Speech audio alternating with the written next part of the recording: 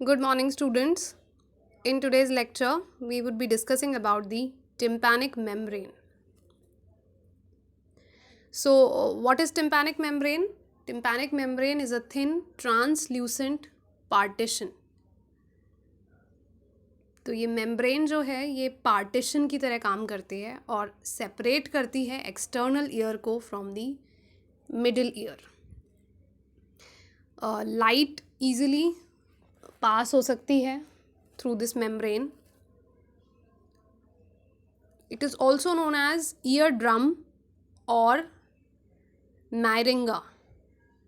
Myringa membrane भी बोलते हैं tympanic membrane को, as well as it is also referred to as the eardrum.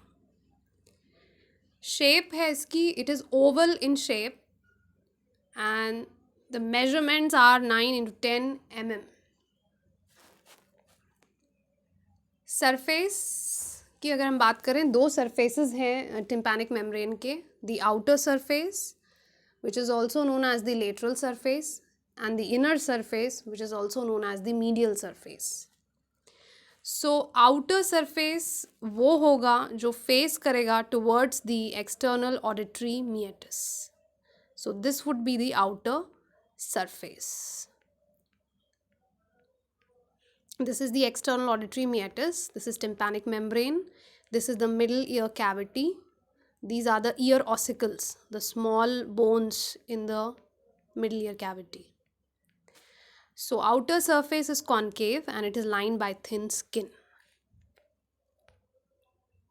Inner surface, अगर outer surface concave है तो automatically जो inner surface है यानी कि वो surface जो middle ear cavity की तरफ face कर रहा है, that would be convex.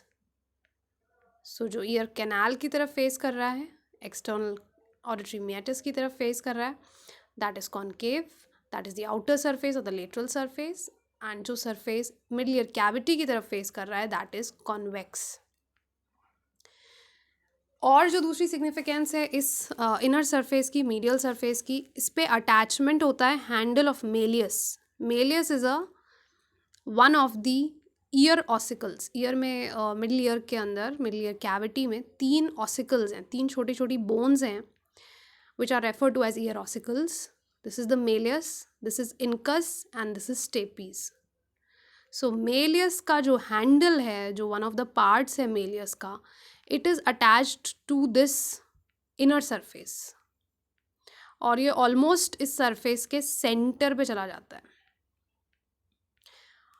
और जहाँ पे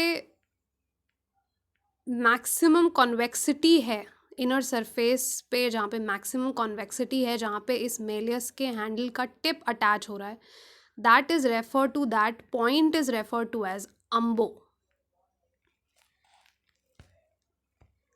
पोजिशन अगर हम बात करें टिम्पैनिक मेम्ब्रेन की, how it is placed, so it is placed obliquely और ये एक एक्यूट एंगल बनाती है 55 डिग्रीज का with the floor of the meatus. It will face downwards, forwards and laterally. और पेरीफेरी पे, सर्कमफ्रेंस पे ये एक थिक रिम से लाइन है which is a fibrocartilaginous rim, or it is also known as fibrous annulus. In this figure you can see this is the external acoustic meatus. This is the tympanic membrane and अगर आप इसकी position देखोगे, it is not straight, it is not vertical, but it is oblique. It is oblique, facing downwards, forwards and laterally. And with the floor, this is the floor of the meatus. With the floor it would form an angle of about 55 degrees. Location कहाँ पे located है ये? सो it is located into the tympanic sulcus, जो temporal bone इससे previous lecture में हमने देखी है. उसी टेम्पोरल बोन का एक पार्ट है जहाँ पे टिम्पैनिक मेम्ब्रेन जो है वो लाई करती है, and that part is refer to as the tympanic part because वहाँ पे टिम्पैनिक मेम्ब्रेन है. उस टिम्पैनिक पार्ट में एक सल्कस है, एक ग्रूव है, एक डिप्रेशन है जिसमें ये टिम्पैनिक मेम्ब्रेन फिट हो जाती है. एंड ये जो टिम्पैनिक सल्कस है, सुपीरियरली इट इज़ डेफिशिएंट, मतलब ये कंप्लीटली जो टिम्पैनिक मेम्ब्रेन है उसको कंप्लीटली आउटलाइन नहीं दे पाती है, सुपीरियरली इट इज़ डेफिशिएंट। तो सुपीरियरली एक और दूसरा स्ट्रक्चर होता है विच इज़ अ नॉच, जिसको बोला जाता है टिम्पैनिक नॉच। तो ये मेम्ब्रेन टिम्पैनिक नॉच से अटैच्ड होती है। इन this figure you can see here this is the tympanic membrane. Periphery पे ये एक थिक रिम से आउटलाइंड है विच इज़ दी फाइब्रोकार्टिलेजेनियस एन्युलस। और आप यहाँ पे ये जो पोर्शन आप देख रहे हैं और जो आउटलाइन बना रहा है टिम्पैनिक मेम्ब्रेन का, this is the tympanic sulcus. This is the temporal bone, this is tympanic part of the temporal bone and this is that tympanic sulcus. और इस टिम्पैनिक सल्कस में ये टिम्पैनिक मेम्ब्रेन जो है वो फिट हो जाती है, लॉज हो जाती है। But as you can see superiorly ये जो सल्कस है वो डेफिशिएंट है, it is only present up to a certain level and superiorly it is absent। तो superiorly एक नॉच है और उस नॉच में ये जो मेम्ब्रेन है वो फिट होती है। Now the tympanic membrane basically consists of two parts, the pars tensa and the pars flaccida। तो मैक्सिमम जो पोर्शन है टिम्पैनिक मेम्ब्रेन का that is pars tensa, maximum portion को पार्स टेंसा कहते हैं। एक छोटा सा पोर्शन है which is refer to as the pars flaccida. तो क्या होता है, ऊपर का जो पोर्शन नॉच में लॉज होता है, तो नॉच के मार्जिन्स से जो दो बैंड्स निकलते हैं जिनको नाम दिया जाता है एंटीरियर एंड पोस्टीरियर मेलियोलर फोल्ड्स, क्योंकि वो मेलियस के ऊपर आ रहे हैं, मेलियस के लेटरल प्रोसेस के ऊपर आ रहे हैं, इसलिए उनको बोला जाता है मेलियोलर फोल्ड्स। तो एक एंटीरियर मेलियोलर फोल्ड है एंड एक posterior मेलियोलर fold। So in this figure you can see maximum जो portion है tympanic membrane का that is pars tensa, बहुत tense tight part है membrane का। एंड वो पोर्शन जो एंटीरियर और पोस्टीरियर मेलियोलर फोल्ड के बीच में है that is pars flaccida. Flaccid loose part है ये, फ्लैसिड का मतलब होता है loose, so it is the loose portion of the tympanic membrane. तो ये यहाँ पे this is the tip of the handle of malleus, point of maximum convexity umbo. This is the lateral process of the malleus, और notch जो है यहाँ पे दो मार्जिन्स देती है, that is the anterior malleolar fold and the posterior malleolar fold. So the pars tensa is the greater part of the tympanic membrane. It is tightly stretched. Tensa इसीलिए बोला है because it is tightly stretched. Pars flaccida on the other hand, it is between the two malleolar folds. It is internally crossed by the cauda tympani nerve and it is loose and more liable to rupture. क्योंकि loose है ये तो इसमें rupture होने के chances इस reason में ज़्यादा रहते हैं। In this figure also maximum जो portion है that is the pars tensa and superiorly because the sulcus is absent, तो एक नॉच है और उस नॉच से दो मार्जिन्स, उस नॉच के दोनों मार्जिन्स जो हैं वो anterior and posterior malleolar fold बनाते हैं और उसके बीच का portion is the pars फ्लैसिडा।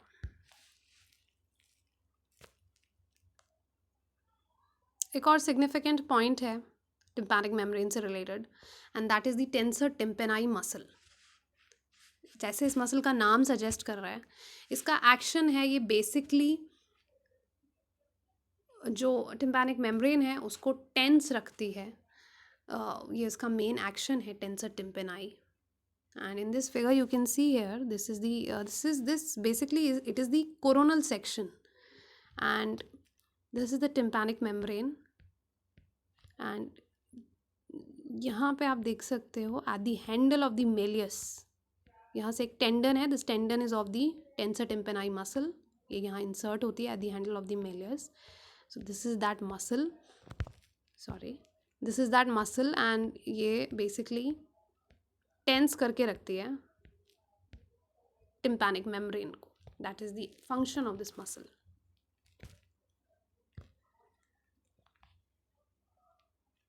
Layers, tympanic membrane की 3 लेयर्स हैं, 3 लेयर्स से मिलके ये टिम्पैनिक मेम्ब्रेन बनी है. The outer cuticular layer, cuticular है तो it is formed of skin, thin skin की लाइनिंग है. Then the middle fibrous layer, ये जो मिडल फाइब्रस लेयर है ये सिर्फ पार्स टेंसा में होती है, पार्स फ्लैसिडा में फाइब्रस लेयर नहीं होगी. सो पार्स टेंसा जो है पूरा उसमें फाइब्रस लेयर है और वो कंसिस्ट करती है 2 टाइप के फाइबर्स, एक रेडिएटिंग फाइबर्स और दूसरे सर्कुलर फाइबर्स. रेडिएटिंग जो फाइबर्स होंगे वो सुपरफिशियल हैं and the circular fibres are deep.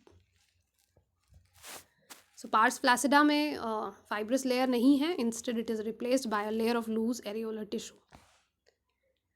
Inner जो सबसे ज़्यादा इनर लेयर है that is lined by low ciliated columnar epithelium which is also similar to the respiratory epithelium, तो उससे लाइंड है inner mucous layer. In this figure basically what you can see is this is the pars tensa with the middle fibrous layer and the radiating fibers. These are the radiating fibers and the deep layer of the circular fibers. So an outer or superficial radiating fibers and inner circular fibers, inner or dense deep circular fibers. So this is the pars tensa and this is the pars flaccida with just skin, loose areolar tissue and columnar epithelium. Blood supply की अगर बात करें तो outer surface facing towards the external auditory meatus, it is supplied by the maxillary artery, the deep auricular branch of the maxillary artery. Inner surface facing towards the middle ear cavity is supplied by the maxillary artery, but the branch is the anterior tympanic branch because ये जो inner surface है ये face कर रहा है towards the tympanic cavity, so it is supplied by the anterior tympanic branch. And another branch is by the posterior auricular artery. Posterior auricular artery is the branch of the external carotid artery. So it gives the stylomastoid branch और फिर stylomastoid branch से posterior tympanic branch. ये सब branches जो हैं वो supply करती हैं tympanic membrane. Veins drain करती हैं outer surface से into the external jugular vein and inner surface से transverse sinus में and also venous plexus around the auditory tube. Auditory tube basically एक ट्यूब है जो कनेक्ट करती है मिडिल ईयर कैविटी को नेजोफैरिंक्स से.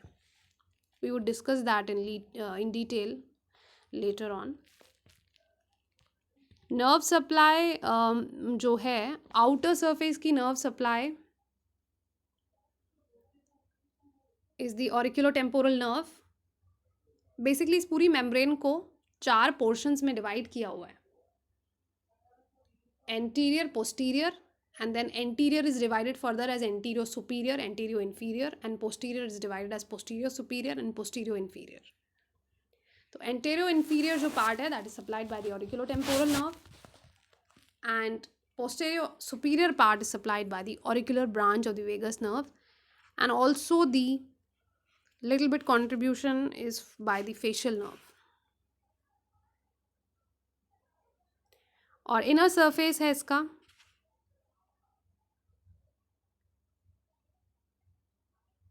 which is supplied by the tympanic branch of the glossopharyngeal nerve. This picture is showing the tympanic membrane. You can see this is the outer surface which is concave. This is the convex inner surface. This is the point of maximum convexity umbo where the handle of the malleus, the tip of the handle of malleus is attached. This entire is the middle ear cavity. These are the 3 ear ossicles.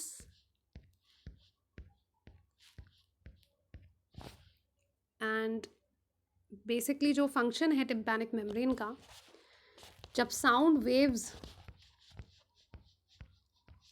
touch करती है tympanic membrane को तो ये membrane vibrate होती है और इसके अंदर जो वाइब्रेशंस होते हैं वो फर्दर ट्रांसफ़र होते हैं to these ear ossicles and finally to the internal ear, to this ear ossicle. तो ये कंडक्शन करती है साउंड वेव का to the from the external ear to the internal ear. Sound को कंडक्ट करती है, एक डेफिनेट इंटेंसिटी उसको देती है, एम्प्लीफिकेशन करती है साउंड का।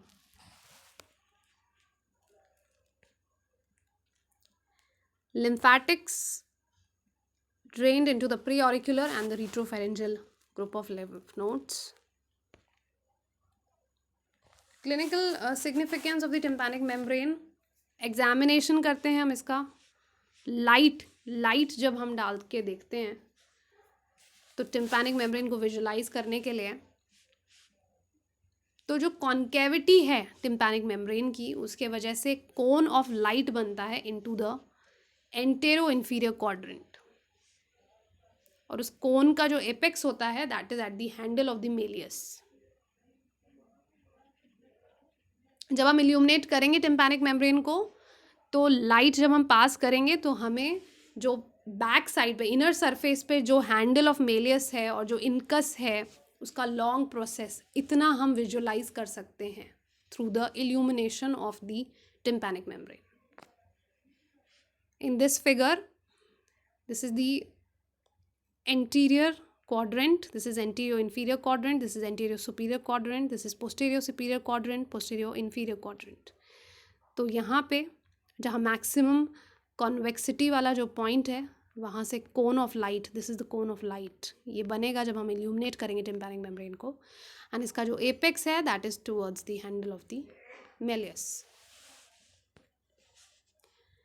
टिम्पैनिक मेम्ब्रेन के परफोरेशंस बहुत कॉमन है, because it is a thin membrane. तो कोई भी अगर लाउड साउंड है, ब्लास्ट इंजरीज हैं, उसकी वजह से रप्चर हो सकती है, परफोरेट हो सकती है, जो मेम्ब्रेन है कोलैप्स हो सकती है, और इस वजह से hearing loss which is conductive hearing loss, क्योंकि बेसिकली मेम्ब्रेन कंडक्ट करती है साउंड वेव्स को from the external ear to the ear ossicles and finally to the internal ear. तो उस कंडक्शन में डिस्टर्बेंस आ जाता है and that leads to hearing loss. और दूसरी चीज़ें जो पर्सन सफ़र कर सकता है who has a perforation of tympanic membrane is vertigo, चक्कर आ सकते हैं उसको, ब्लीडिंग हो सकती है, एंड टिनिटस।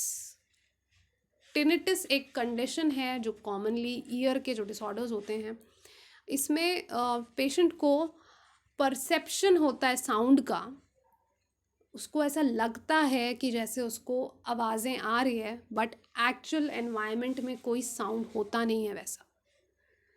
तो इट इज़ अ कंडीशन जहाँ पे साउंड परसेप्शन होगा in the absence of any sound in the environment.